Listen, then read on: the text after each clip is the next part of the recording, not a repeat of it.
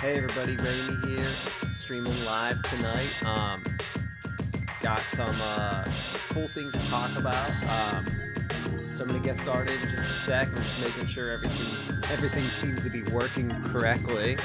Um, Hope everyone's doing well tonight. I've had kind of a good week and a bad week. So let me start out. All right. So first of all, um, you might have noticed, so I'm still putting out my streams, but you might have noticed in the last week or week and a half, I have been not putting out as many videos like throughout the week. I'm working on a secret project that I'm going to talk about. Not yet, but, and it might even take me, it might not be till next semester. So I'm working on some secret stuff. I'm going to talk about it a little later. I just can't talk about it just yet. But that's why I'm really, really busy for like the next few weeks trying to wrap some cool stuff up. But yeah, so that's that. All right. Um, okay, so let's get into tonight and talk about some things. The first one, my voice is just a little raspy still. Man, I've been sick like this the last like 2 months. I swear. It's like on and off. So all right, so what do I want to talk about? So, excuse me. First thing I want to talk about this evening. So you can see in my background, or those of you listening, Dropbox. Topic of discussion is Dropbox. First thing I want to talk about this evening. So what is it about Dropbox I want to talk about? So as you recall, a while back, Dropbox announced that those of you that had free accounts could only link to 3 devices at a time. So if we rewind like, I don't know, 10 years, I was a huge promoter of Dropbox. Love this tool because it was really like the first big, cloud that was like functional and like really worked well for people. And it was free. And it gave us a glimpse of what things could be. I mean, I guess Google Docs kind of came around the same time as well, and a few other tools, but Dropbox really caught on. Really cool tool. I promoted it to all my classes, telling my students to get it. And the cool thing was I would tell them to use my link, and each time one of my students would sign up, I would get like free extra space. So I have like 40 gigabytes for free on Dropbox, which is awesome. The problem is now that I'm realizing I can only connect to 3 accounts, I've been kind of like moving away from Dropbox ever since that happened. So first of all, now I can only connect to 3 accounts, but I've been realizing like their editing feature is really bad compared to something like Google Docs, which I've actually started to love. I used to really find Google Docs annoying, but I'm really starting to like it because it's so easy to edit from my phone, from my iPad, from my computer, like really easily. Dropbox, I have to like download things. When I edit it on my tablet or phone, I have to have Microsoft Word installed. It's kind of becoming a pain. So I'm really moving away from Dropbox and giving them a big thumbs down right now. I'm just not thrilled with their service and not really. I mean, I guess I'm using it for free, so what am I complaining for? But I just think there's much better free tools out there. I'm really happy with other stuff, and I'm not thrilled with what Dropbox is offering right now. I think they need to pick up their editing specifically, so I don't have to like keep going back and forth between things. Okay, having said that, and I guess the other thing I like about Google Docs is if I have my Gmail open, I can like pop that open right away. Just a little easier than Dropbox to edit. So that was a big thing for me. All right. Okay. Let's see here. So that's Dropbox stuff that I wanted to talk about. Oh, so if you didn't notice, last night I did a stream of the Halo Reach beta where I review the game and talk about it. If you haven't watched it, go check it out. Because I go in and show the game and talk a little bit about some of the stuff. But the reason I think this is so cool is because literally, you see when this game came out, 2010, I played the Reach beta. So this game came out in 2010, but they're re-releasing it for PC and Xbox One. And it's kind of a big deal because the PC fans have never really had a Halo for a very, very long time. So we're all looking forward to it. So I got to be in the beta for this game 10 years ago, and now I'm in the new beta on the PC version. And the beta, well, here's something cool. The beta was supposed to end today, but I just got an email today. They're extending it for another week because they have to work some things out. I think the game's ready to go. I did see a few things that I didn't like, but they were like not bugs. They were in game. I just think they need to switch some things around. Specifically, they want this game to be good in competition, but it's really cool. I'm having a lot of fun playing it, and I'm back into playing Halo. I love that it's on PC. It's just so much better than games on a. I'm just not a console gamer anymore. I really like to have things on my PC because it's just so much easier. So I'm really thrilled. One interesting thing about Halo, so like every game people play on their PC, mouse and keyboard is known as like 10 times better than a controller. Like, I'll show you one of my Xbox controllers here. I have this nice cool blue one that I really like. I've got a black one that came with my Xbox, but I really like this blue one. It's got a nice like grip on it. Anyway, you know, a lot of people, like for games like Fortnite and Apex Legends and any game on the PC, the mouse and keyboard is 10 times better. But for some reason, everyone's saying Halo is better. And one of the reasons they're saying is because the controller has like an aim assist type thing, which is making it a little easier for people. But you know what? I think Halo was designed for a controller, and I think maybe that's why it's better. The functionality doesn't seem correct with the mouse and keyboard, in my opinion. Just there's other people that are going to think complete opposite, but I'm just so used to controller that I really, really, really like it, and I'm kind of glad to see that there's a game that's actually like giving us this like mouse and key or controller over the mouse and keyboard. I think that would be really cool and really different and interesting. So I kind of like that. It's kind of exciting. Check out Halo Reach. Check out my review I did last night if you want to like curious about the game, because I play like 2 rounds while I'm talking about some things and talk about some of the stuff that I've kind of been feeling as I've been playing it for the last few days. But I get it for another week, so I'm playing this sucker like, well, I played for 15 minutes today. Woohoo! That's like my big game. So anyway, okay. Reminding me of aim assist. This gets me to my next topic. So a popular Fortnite YouTuber, so a popular streamer, has been banned for life. So I was talking about aim assist for Halo, which is in the game. This guy was cheating in Fortnite, playing the game, streaming it, talking about him cheating, was banned for life. I think, and he like goes on and apologizes. He's like crying in his video, like, I'm really sorry, and I get that and stuff, and I do feel bad for him in some ways. But at the same time, like, he purposely did cheat, purposely did try to. I get he was like making videos about it, but like, everyone knows if you're cheating in one of these games by like using some kind of hack or something, you are gonna get banned eventually. They're gonna find out, like, you're kind of asking for it. And even if you're like doing it as like a test, and sometimes like I do tests as well, like at my university I do stuff like this too, and let me talk about that in a second. I talked about it before, but I'll talk about it again. So anyway, he's banned for life from Fortnite, which obviously he can play, get a different IP address, figure some things out, and different account kind of thing, and he can, get back on. But that account is going to be banned for life, which, that's fine. I mean, he did use the he used cheat codes, so that's going to happen. And I really can't stand when people in game do cheat, because it is really annoying, and it does happen in a lot of games, especially competitively. It cannot happen. Okay. But one of the problems is these people cheat to get a higher rank, so they look like they're very competitive and good when really they're not. Okay, so what I was saying is sometimes, like, is there a time when it's like appropriate to use cheat stuff? It's kind of like asking, would it be appropriate for me to go rob the bank, not really to rob it, but to show them where their lack of security is? So sometimes there are reasons why, like, I might work with someone and show them where, like, security can be breached and stuff like that. And I do certain things at my university. Like, sometimes I'm teaching class and I might show my students the Tor browser, which, if you're not familiar, Tor browser is a very secure browser that goes through a bunch of different nodes so that you cannot be tracked. I use Tor browser all the time. In fact, I'll open it up right now. I use Tor browser all the time. I really like Tor browser, and it's opening up right here. It just takes a second to open up. It's got to connect.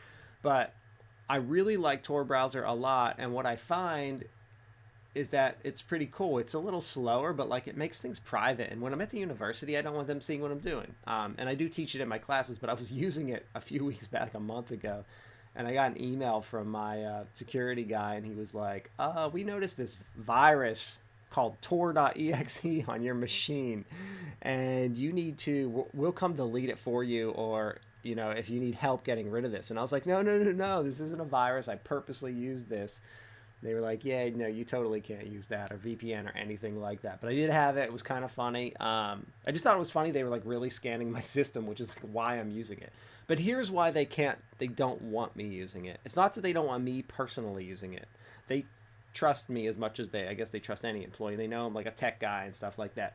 The problem is, when you're using Tor, people can do illegal things on there. Like, you can access the dark web, and like that's where like things like human trafficking, drugs, and all kinds of bad things can happen in that space too. Even though there's lots of good, there also comes the bad, and they don't want to be liable for someone using that on campus, doing something incorrectly, and then finding out like it happened on campus and they were letting them use a Tor browser. I still think it's like a privacy, like freedom of speech type issue where they should allow you. They shouldn't be spying on you. It's a public university.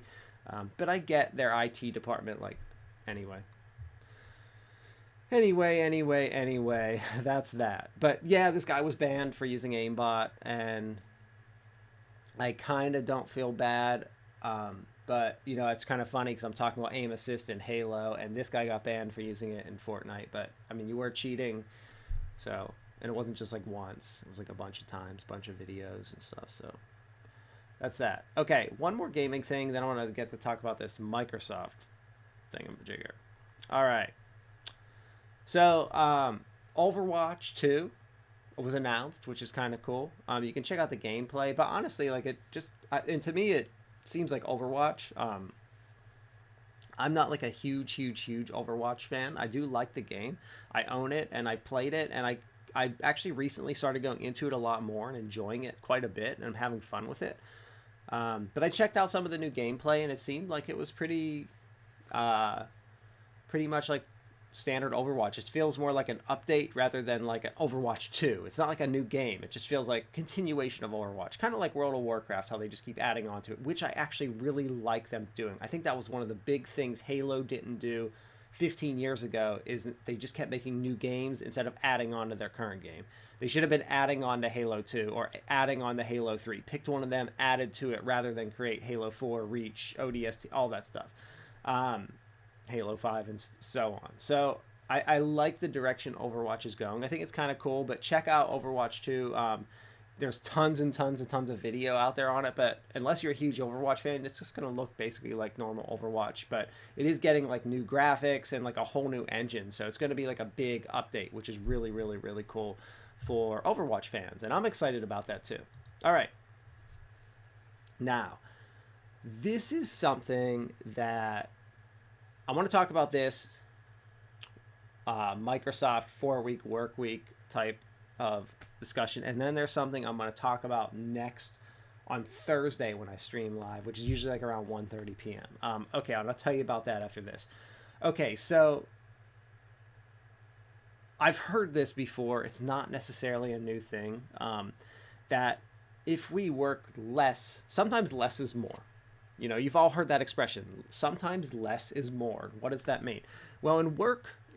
So for those of you that are fully employed, full-time employed, you probably know this. And maybe it's not you, maybe you're not that person, but like I know I am that person. Like, I have certain hours of the day where I am like a machine. I can like just like go, and like nothing can stop me. And I'm like working. Obviously, unless I have like a headache or I'm sick or something. But like barring illness and stuff, I'm like a machine. Like, I can work. But here's the thing. Like, if someone told me to go work from like 8 a.m. to 5 p.m. every day, they're totally not utilizing me for what I'm used for. Like, it's like a waste of a resource. It's like using resources at the wrong time. It's like telling everyone that like internet speed is going to be the fastest at 3 a.m. Like, who's that going to benefit? Make it the internet speed the fastest at like 8 p.m. when everyone's on. So I'm kind of like that. And most people are like that. They have like a certain amount of time they can work. So what companies have been doing is experimenting with that, like letting people work from home or letting people work their own hours, giving them projects, which I'm totally for because I am that person. I love to go to the gym in the morning, then work from like 7 to like 12:30 p.m., take a break, then come back on at like 2:30 or 3 and work again till like 6 or 7. that's how I work. I need some breaks in there, like, and like some long breaks where I'm like really down in the afternoon after lunch. I just kind of can veg out for a while, and that's like a break time for me. But then I'll work like through dinner time because I can work again. Like I come back for that second win. So what Microsoft did is they have implemented and been testing out like some things like 4-day work weeks. This is an article about Microsoft testing a 4-day work week in Japan, how they found out that people were actually more productive. Because what happened is everyone knew, like, hey, I have to get all this stuff done. So here's like my jobs for the week, but I have to do it in 4 days. So they can't take as many breaks. And they actually were more productive, and then they're happier because they get 3 days off. So I think there are some like real advantages to that. And I think if you're like a manager or someone who's ever going to be in charge of a company, like you really need to consider that kind of stuff. Like, how can I make my employees happier? How can I make them work better? How can I make them work more efficient? Does like an 8 to 5 or 9 to 5 job make someone efficient? Maybe it does. Maybe there's a reason for it. Like if you're in the stock market, you've got to be, you know, you open at 9:30 and you're done at 4. So like, or like if you're a teacher, like you start when like your time like 7:30 to 3:30, like, so there are jobs where it's like a shift or a time, but then there are many that aren't, and so it's like, well, how do you balance that and how do you find what's correct? But I really think it's an issue worth exploring, and I love seeing companies experiment with this, and I love seeing that it's like the big tech companies, because they're usually like the innovators. If you don't remember, back in like the late 90s, up until the late 90s, like you wore a suit tie to work as a man. I don't know about like what women had to wear, because I really only paid attention to men because I'm a guy and I had to know what I had to wear to work. But like you wore a suit and tie in the late 90s when these big tech companies like the .com phase really became popular, like mid to late 90s. Man, people were like, you know, I mean, Apple in the 80s, they were wearing like jeans, t-shirts, even like Atari. Like that's where it came from, the Silicon Valley, that whole tech phase. Just dressing in like comfortable clothes, not caring what they wore. And that's really trickled down. Like when I started work in like 2002, 2003, it was suit and tie. Now I couldn't really imagine. I do see that dress from like senior administrators and stuff, but commonly I don't really see it a lot. And a lot of my old colleagues, places I used to work at, are all casual all the time. So I think there's like things like that we can make better in work. And I think this is like the next trend, like it was clothes back then. And then it was telecommuting. And now we know telecommuting can be okay. And now it's like, well, how many days a week do we need to work? So I think those are some cool, interesting things. So, all right. So just to kind of wrap up here. Yeah, it does depend on the person, and it depends on leadership. Absolutely. So someone commented about that. There's lots of variables that go into that. It's not just like a, be-all, end-all solution, but the be-all, end-all solution isn't like 8 to 5 either. So there's like a middle, like what is the middle ground for everyone? Trying to figure that out. Okay, so few things. So on Thursday, what I'm going to talk about, so there was a recent research study about screen time and children, and I've seen it like passed around Facebook a lot. So today I went in and I analyzed the actual study. And what I found was kind of interesting when I started to read through, because I can, my job as a professor is to be able to analyze research. And so I went in, I really read the methodology and saw like what they did. And I want to talk a little bit about some of the good and bad things about that study, and why you should really be careful with the results of it. And I'll talk about that.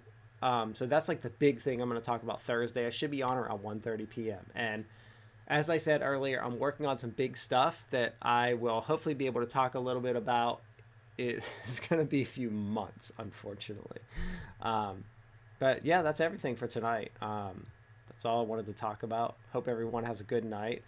But yeah, that's it for tonight. Those are my main topics. If you missed anything, go back and watch. Check out that Halo video that I made last night if you're interested in seeing like the Halo Reach beta. So it's really cool, and I'm so excited about this game coming out, and I'm having a lot of fun playing the Halo. So definitely go check that out. Otherwise, have a good night.